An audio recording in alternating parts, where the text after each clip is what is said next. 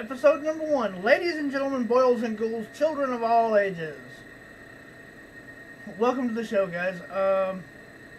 So if you're joining me new, this is my first official podcast episode. My name is Chris, but you can call me Moon. And tonight we're kind of going to set a baseline. We're going to be talking some horror movies on this podcast, and I figured I'd start with the classics, and that way you can kind of get a feel for my thoughts on things. And figured I'd start with the Big Four, and the originator, the first movie in the franchise for the Big Four was the Texas Chainsaw Massacre. If you know me at all, you know I've got hot takes on just about every on about every franchise and about half the movies in them. This one I'm not such a hot take on. I do consider it a slasher, not necessarily in the vein of what would come afterwards, but you know, Leatherface had to walk so that everybody else could run. Or he had to run so everybody else could stalk, whatever you want to say. The way that this movie, the way that I came to this movie was one of those, when I was growing up, I grew up in the era where there was 3 channels on the TV. And then late teenage years, we got a local independent station. And they would do just all kinds of different stuff to get people to watch, because they didn't have a big network affiliation on their show, or on their channel. So sometimes they would run things unedited. And then they would do it at like 11 or 12 o'clock at night. But one weekend night, they ran Texas Chainsaw Massacre. I was probably 15-ish, somewhere in there, and they ran it completely unedited. Of course, you know, looking back on it, we realize how little blood and gore there actually is, and almost no language. At least none that I can really think of. So, you know, they ran the movie completely unedited, and I recorded it onto VHS, and I had that tape for years. First time I saw it, it pretty well freaked me out.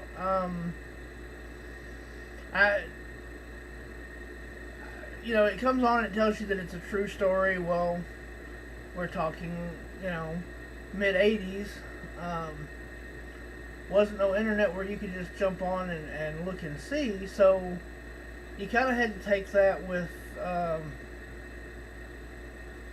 you know, that kind of stuck in the back of your mind, whether, if it was true or not, or if that was marketing or whatever. So that adds to the creep factor when you don't know. It's actually kind of a neat factor to it now that we do know, and do know the story of Ed Gein and all of the stuff that he actually did do, and all of the movies that he inspired, from Psycho to TCM to I know there's a couple others in between, but of course Buffalo Bill from Silence of the Lambs is hugely inspired. You know, it's somebody from the 50s who has a terrible reputation and did some terrible things, but really didn't kill but 2 people and a suspected third. You know, there are so many serial killers and spree killers and all of that have such, you know, more body counts, but yet this one's the one that we go back to because it creeps us out the most because of the necro, and because of the desecration of the graves, the grave robbing, the things like that. Hi Jen, thank you for joining us in the comments, my dear.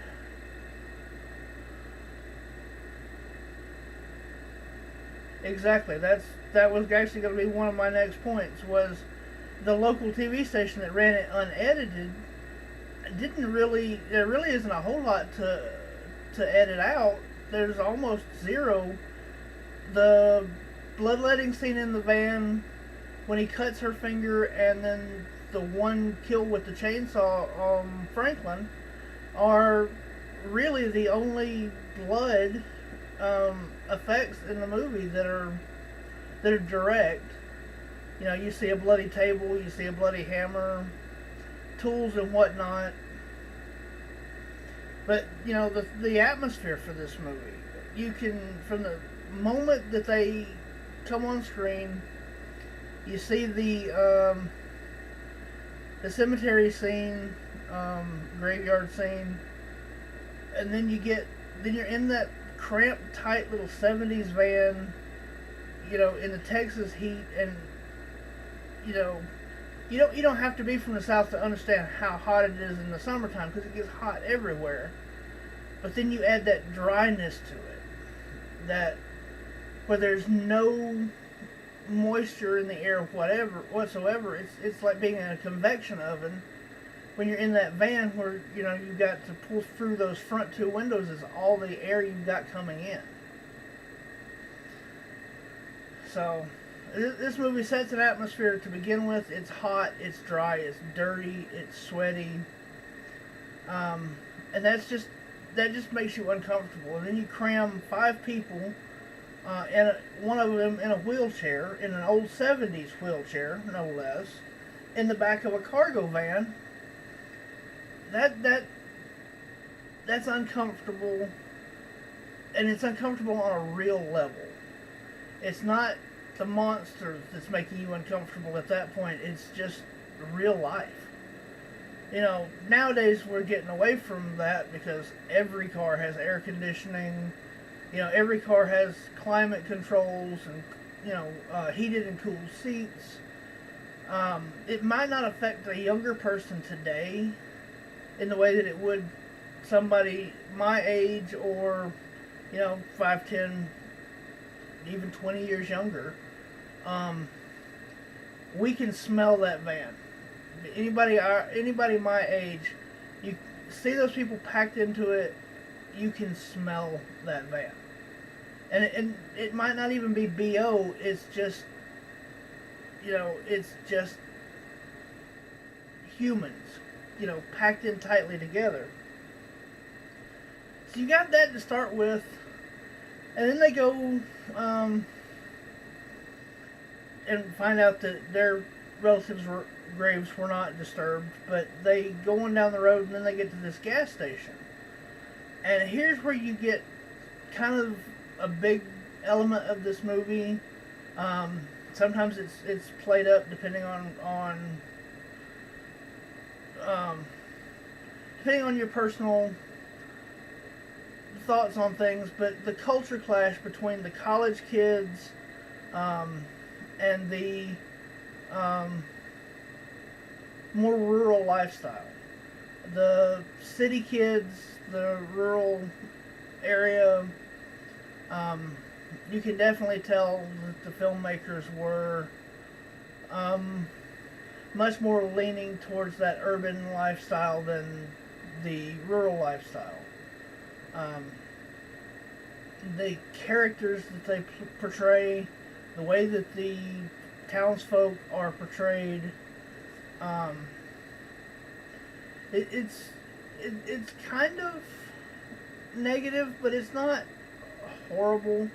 But it just highlights the difference, because then you got cut to the college kids in the van, and they're doing their horoscopes. They're kind of leftover hippies kind of thing, the way they're dressed.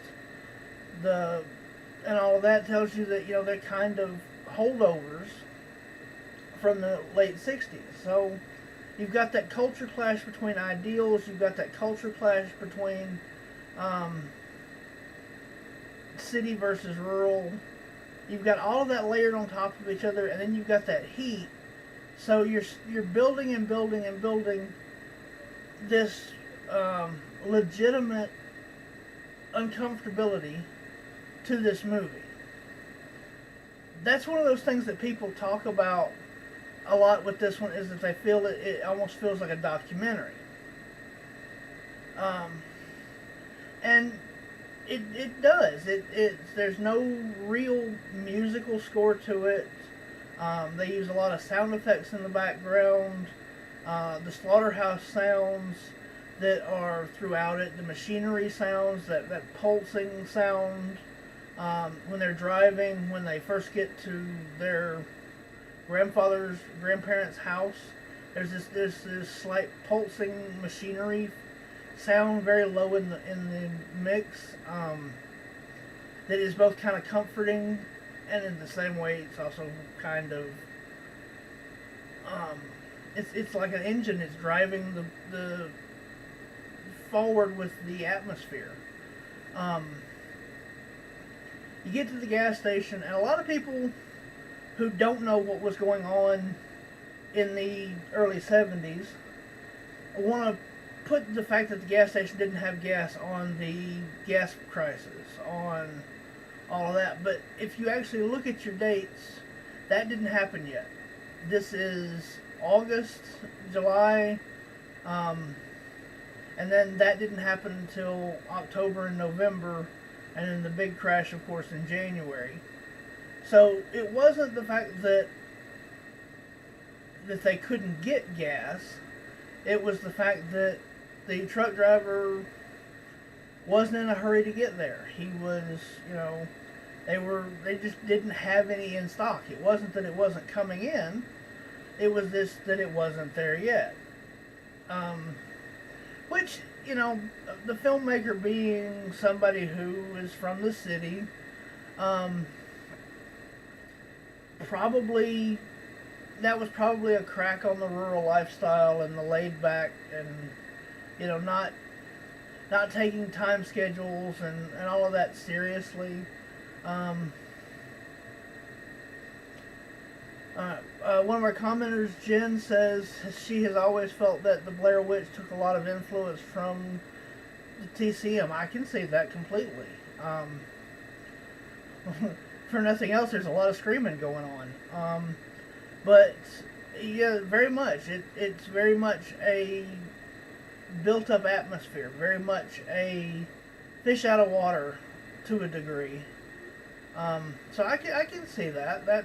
I hadn't thought about that before, but that does make a lot of sense. That Blair Witch could have taken a lot of influence, and the documentary kind of feel to it. Although they found footage versus this one, but that does make perfect sense.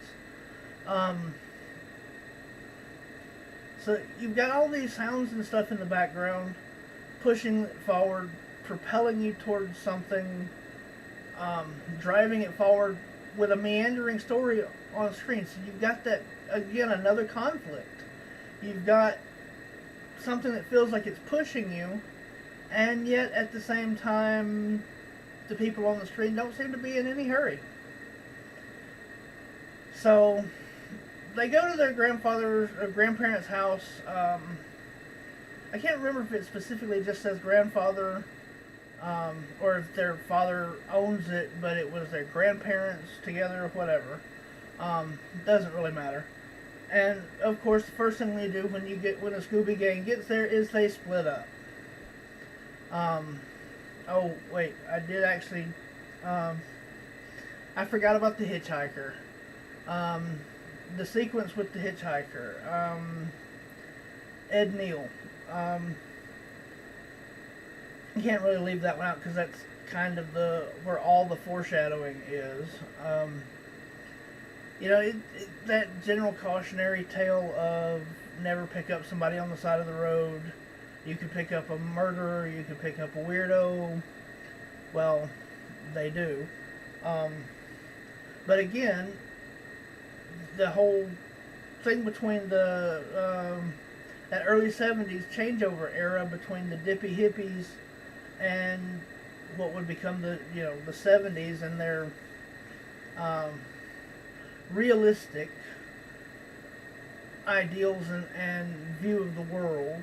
Um, they really weren't as realistic as they thought, but at the time, um, and the bloodletting scene, the picture scene, and then of course the cursing scene where he burns the picture to, freaks everybody out. Talks about head cheese, um, which was a big joke for a long time with people that I knew. I mean, it is a real thing. But, it describes how they make it and all of that stuff. And he's not being unfactual. I mean, he's telling you the truth. But again, the culture clash here with the kids whose meat comes from the grocery store versus, somebody who might raise cattle or in this case worked at the slaughterhouse. The difference between where dinner comes from when you live on a farm versus when you live in the city. The people don't realize what it goes into raising livestock, but they also, a lot of them can't fathom what it takes to get livestock to market. So they finally get to the grandfather's house where they're going to hang out for a while before going back to see if the gas station got gas in. And our first two split up, Kurt and Sally, and they walk to the neighbor's house, or they're going to the swimming hole first, but then they decide that since there's a house close by, that they will go and check on it. And again, foreshadowing the and how smart things are set up in this movie. When they have the hitchhiker in the van, he keeps talking about, if you keep going down this road, my house, I live right off of this road. Well, wasn't paying that much attention. They were freaked out and all of that, but the audience gets that information, but they don't get it, it's not spoon-fed to them, so you have, when you get there, you'll see it, but until it happens, you don't really think about, this dude lives on the same road. So, of course, you get there, you have the infamous scene where they find all the cars out in the back, they hear a generator, so they decide that Kurt's going to trade in his guitar for a couple of gallons of gas, or at least offer. And he just barges right into the house. No respect for private property. Again, maybe this is culture clash, maybe this is culture commentary, but you got to remember it's the early 70s in rural Texas. Walking up on somebody's property is one thing, but walking up into their house, that was a big no-no. It's a big no-no now, and that's 50 years later. But it sure was back then. That was a real good way to get, killed. I mean, even in real life. And that's kind of one of those things that again, this movie puts out there, is that culture clash, that separation between whether you would walk in or you think you should be able to walk in, real life in the country versus Mayberry on TV, when you just walked in. And he pays the price for it. You get our first look at Leatherface, and there's no musical stinger like there would be today. You just get literally, he walks up, big guy steps out, cracks him in the head with a hammer, and slams the door behind him. It happens so fast, there's no time for blood splatter, no time for anything. You get a mild cracking sound, and you get that big steel door. And it kind of leaves you with that, did that happen? What? Are you sure? and you don't see it anymore. It's gone. They don't follow up immediately. They do follow up, but they don't follow up immediately. It just cuts straight back outside to Pam. And then we get this scene of Pam walking up to the house. Now, over the years, this has kind of been a point of filmmaking versus audience ideas, and the clash between certain elements that are out there. So you show the shot is Pam walking up to the house. It's shot very low and directly behind her, pretty much directly on her butt. There's no nudity in the film. This is as close to any kind of that sort of thing that you're going to get. She's wearing an open backed top that was very popular in that era. So it's shot like that. Now, according to the filmmakers, according to Tobe Hooper, and according to his cinematographer, it was shot that way to show the house as being imposing and the house as being a character unto itself, which they elaborate when she gets inside and you see the quote-unquote character of the house. Certain audience members felt that that was very degrading.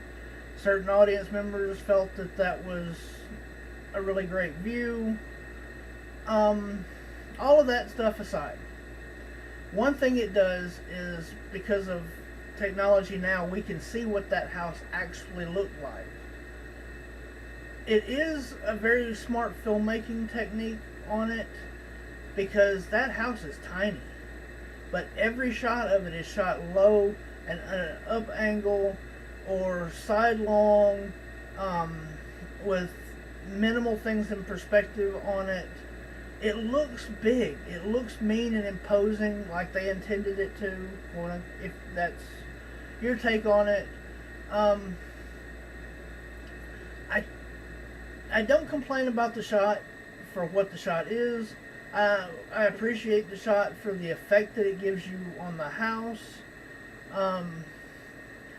And I don't have a problem with it. I know that some people over the years have taken issue with it, and I can kind of see why they would.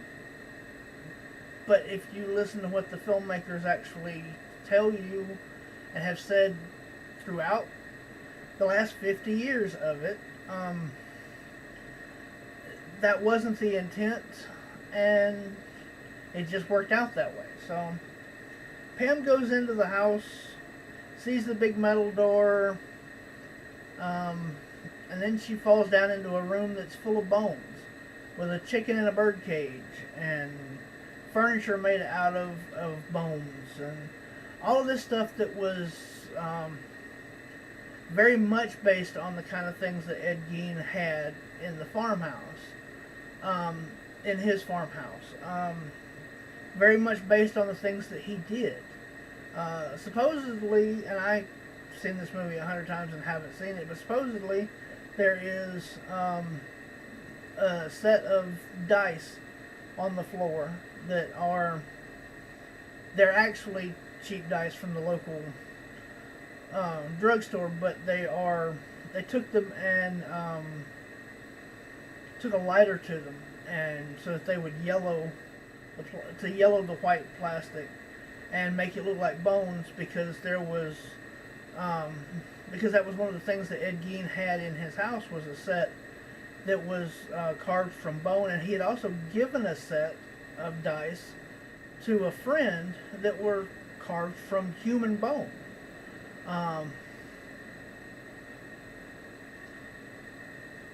Yes, I did know that there was Jen in the comment says that Ed Gein got the idea for that sort of thing from the Nazis. Yeah, I did know that there was that sort of thing, and I also know that he was had talked to the local veterans from World War II and had a huge interest in taking, talking to them about the horrible things that had happened. And when he lived, he probably had veterans from World War One that he talked to as well. But I know that there was that they said that he would,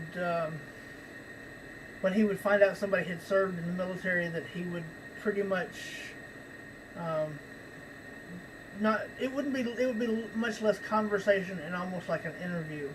And if they didn't want to talk about it, he would get very aggressive with, how many people did you kill? What was, and all of that stuff.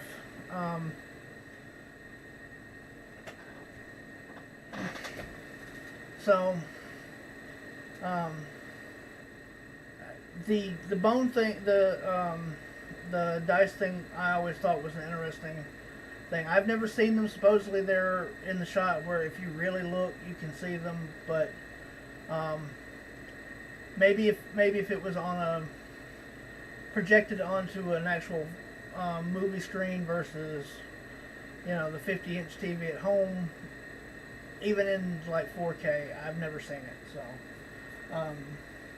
but supposedly it's out there. So next time you see that scene where Sally falls in the room full of bones,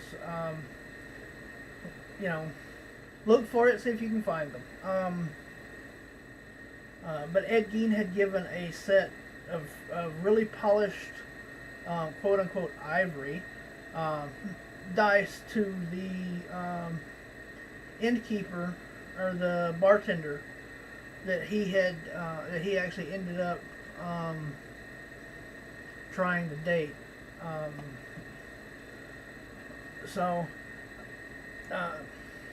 Now we get kind of the most infamous scene, or one of the more infamous scenes.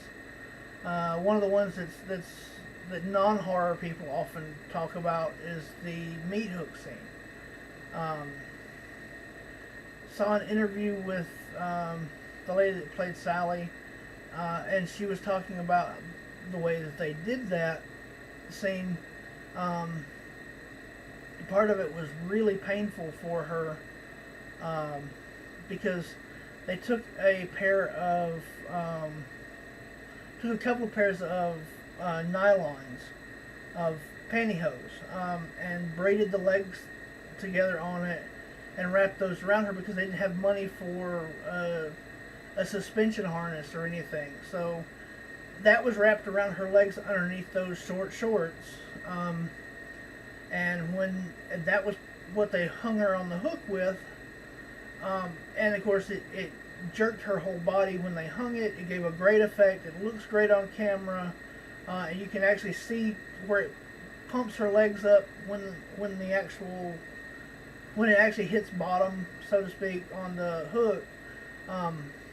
But the legs of the pantyhose went right up into the middle, and rope burn, I believe, was pretty much the way that she explained it.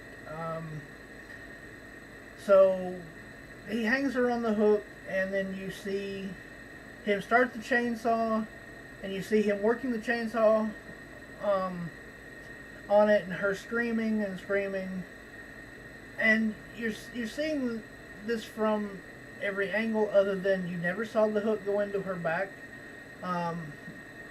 despite the Mandela effect of it and people claiming for years. You never saw the hook come out the front.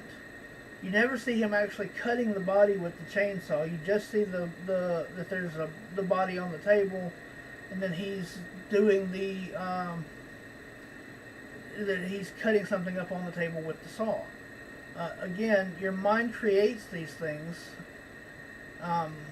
This scene and are one of the ones that actually got the film an R rating. They were wanting a PG rating, and PG for the 70s, so it would be an R today anyway. But was that scene of the meat hook? You couldn't have. They were told that they couldn't have anything to do with that or cutting up the body. That whole thing would have to go and then you're just kind of left with nothing as far as those two's fate for the movie if you cut that out. So that's one of the reasons this movie ended up being an R-rated movie, despite the fact that it's almost completely bloodless. So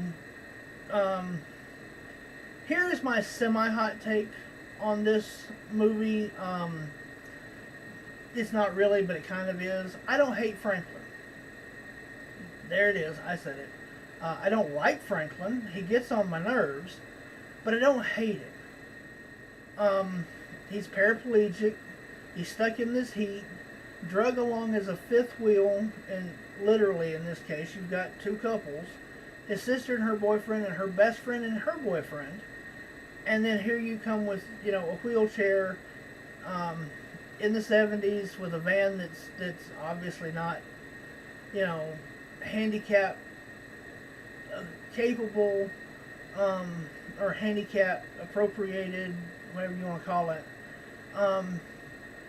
Yeah, he gets frustrated. Yeah, he's whiny, but you've got Texas heat. You've got shoved in a van. You've got the brother, so it's not like you're just a friend of both. You know, oh, this seems like a good road trip. Oh no, we have people buried. We have family buried in the cemetery that's been disturbed. You're coming with me. He was drugged into this situation. He's stuck in it, and so, yeah, he gets on my nerves, but at the same time, you know what? I don't hate him. I feel bad for him. He's really one of the ones that I truly, truly feel bad for.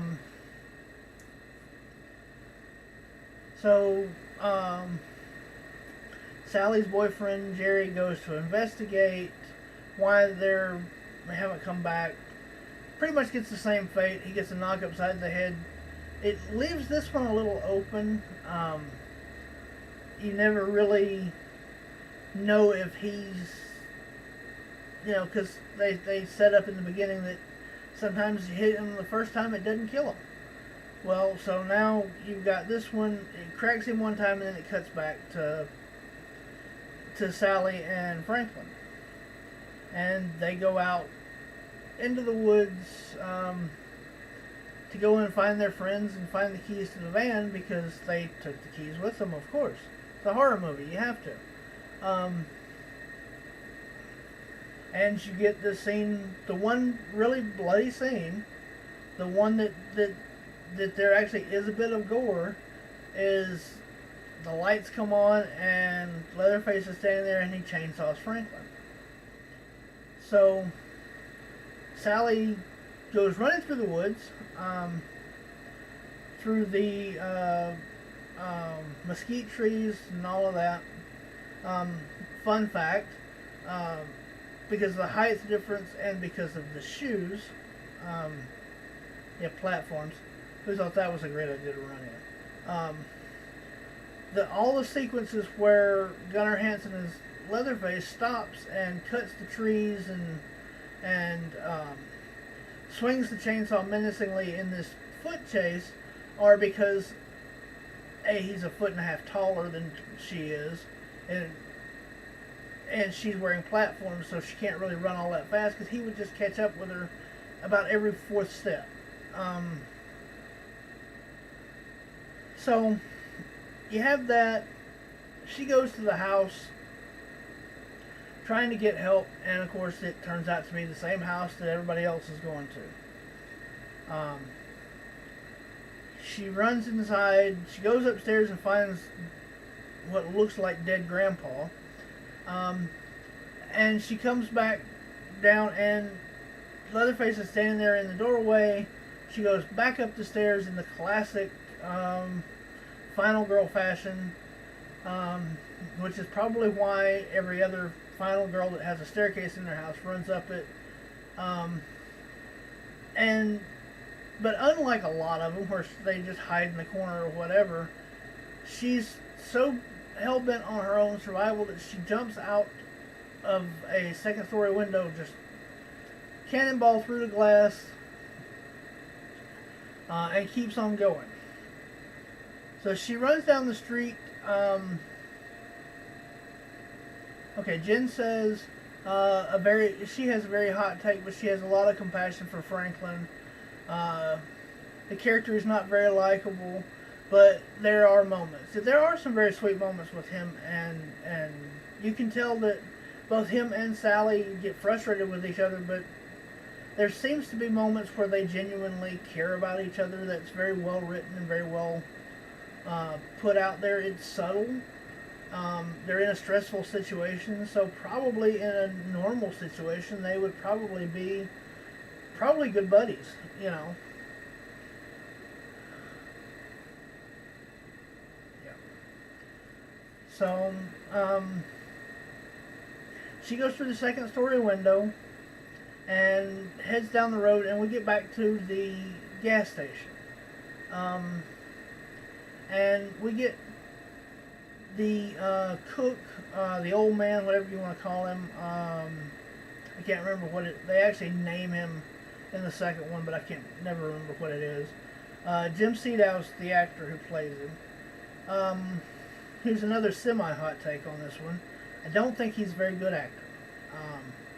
There's a reason this one and the sequel are pretty much the only things that he ever did other than local TV commercials. He's really not very convincing. He's neither really creepy nor is he really endearing. It felt like they grabbed the first guy off the corner and said, "Hey, you want to be in a movie?" And he turned out to not be horrible, but he's not great. He's really not even good. He's just not horrible. But you do get a pretty funny scene where he subdues her with the bristle end of a broom.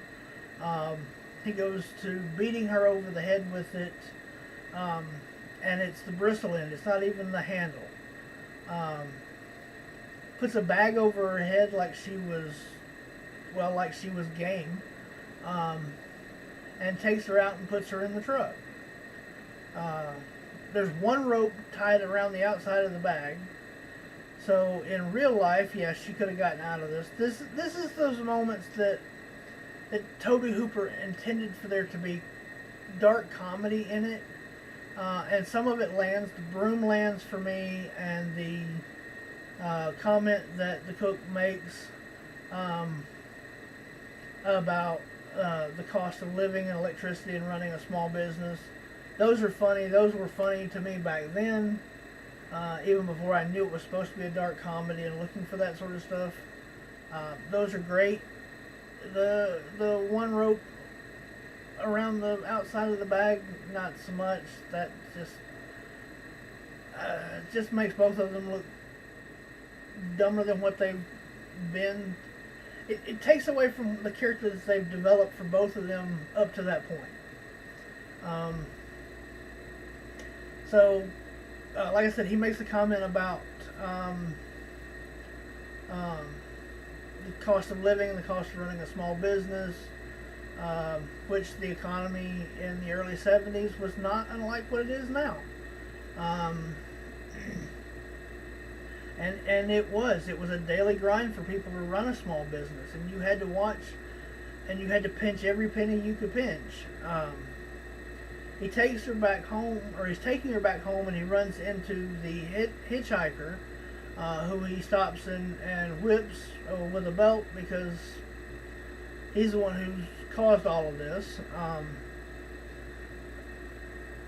and almost got them discovered. Gets her back to the farm, and Leatherface has changed outfits. He's no longer wearing the other mask. He's now wearing the first of two female masks.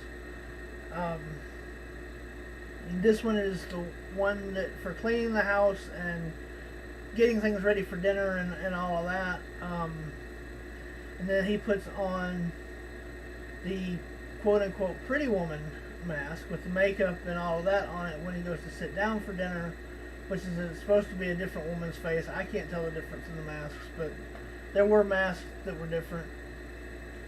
We get to the dinner scene, and this is probably, for those of us who are into the behind the scenes kind of stuff, um, this is probably one of those scenes that we all know so much about. Like I said, it was late July, early August in Texas in the heat. They were supposed to be shooting at night, or the film continuity. This was nighttime. This was dinner time. But they were shooting pretty much a 24 to 30 hour, depending on who you listen to, straight stretch to get this all done at once. So they had the windows covered. They had the food in there that was, because of the heat and stagnation, rotting in front of them. They're all, in costume. They're all soaked in everything, the blood and gore of it. Gunnar Hansen talked about in a couple of different interviews how literally they would have to spray the back of the shirt because between the salts from the sweat and the fake blood on it, the shirt would literally get so stiff that it wouldn't move at all. You get the finger sucking scene, which he ended up cutting her for real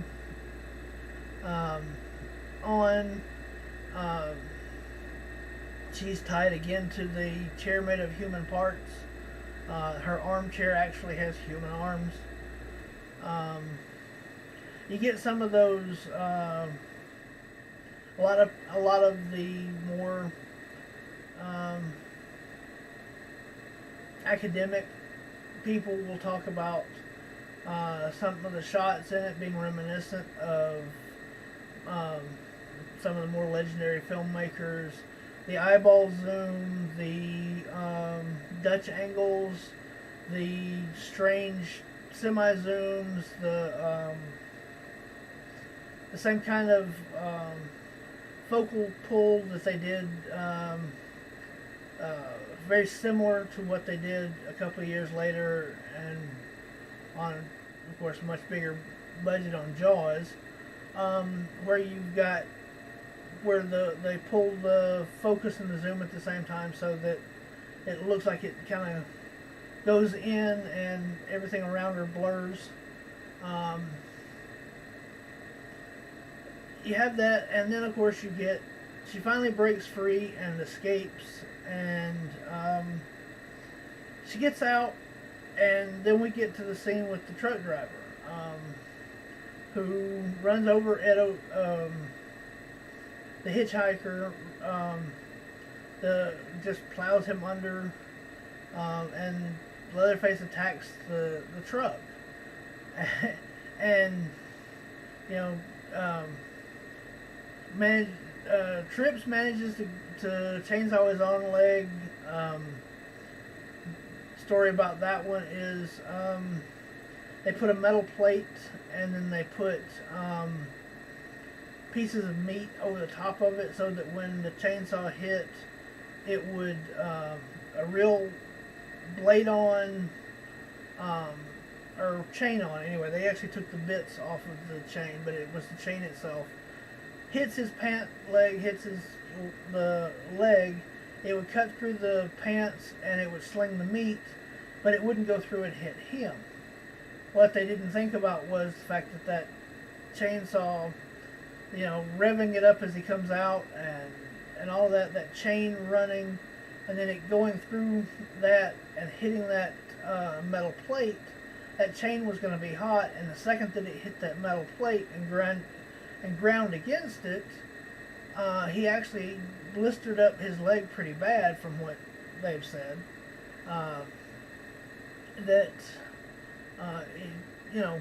Big water blisters underneath that metal plate.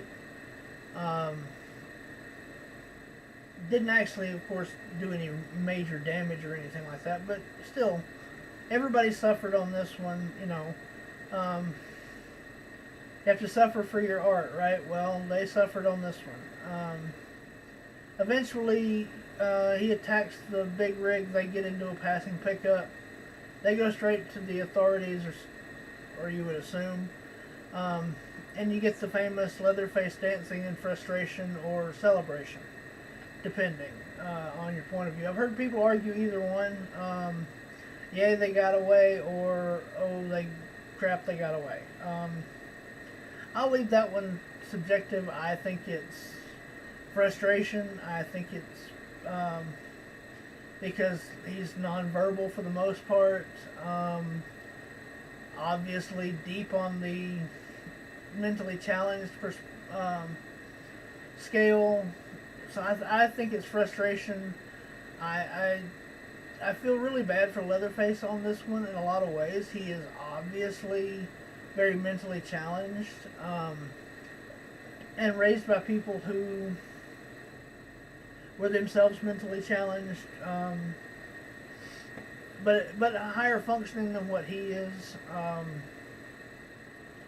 This movie can be broke down in so many different ways, and I'm gonna leave a lot of that to like the scholarly people. I'm just a gorehound. I'm just someone who loves horror movies. That's actually one of the main points of this podcast. Is I'm no newbie by any means. I'm 50 years old. I've been into horror since I was 10. But I'm not somebody who's ever going on huge deep dives. That's the point of this. This is an everyday person who just loves horror and has picked up a few facts along the way and has delved into it and enjoyed watching it. And I want to share that love with other people. And I want to share my love for the movies, for the horror movies. So that's why I'm doing this podcast. For those who haven't followed me on YouTube before, covering the big four is to set my baseline so you know kind of where my perspectives are, where my hot takes fall, and what I'm all about with them. So I'm going to do the first installment of the big four, each on their own week. I'm going to follow that up with week 5 being Scream. Scream is the God level of the second tier as far as us old folks would say. And when I go over the first Scream movie, I also want to kind of go over, do I personally think that the franchise as a whole and the first movie in and of itself is classic enough, is on a level high enough for it to be the big 5 versus the big 4. And then we'll see what movies I want to talk about after that, what old school things. There's a couple of other ones, that have really near and dear places to my heart that I want to talk about. And kind of just sort of roll through. Just like this one, there will be spoilers on all the episodes. I haven't done it yet, but I will probably do like sound cues and things for and kind of separate things out and kind of get better as I go along. My bullet points for tonight were kind of weak, but I got there. I did hope to have a guest host or to have a co-host, but they didn't show up. So if I get one, awesome. If I don't, well, then I'm just going to do it myself. So, and Miss Jen says that I did a great job. Thank you so much. It's difficult and easy at the same time to talk for an hour on these movies. There's so much history and so much. They've been such a part of my life for so long that it's easy to ramble on, and at the same time, everybody else has already covered everything. And again, I'm not doing some huge deep dive. I might occasionally hit IMDb and pull up the trivia if there's something that I think is really, really neat on there. But we'll see how things go. This was my first episode, and I hope everybody has enjoyed this. If you would, like, comment, subscribe. If you're on the podcast side of things, please give me a rating. Please follow, subscribe, whatever on there. And thank you all so very much for joining me. And as I say at the end of all my videos, and I'm going to keep saying it on here, y'all be good, y'all be safe, and y'all have a good one.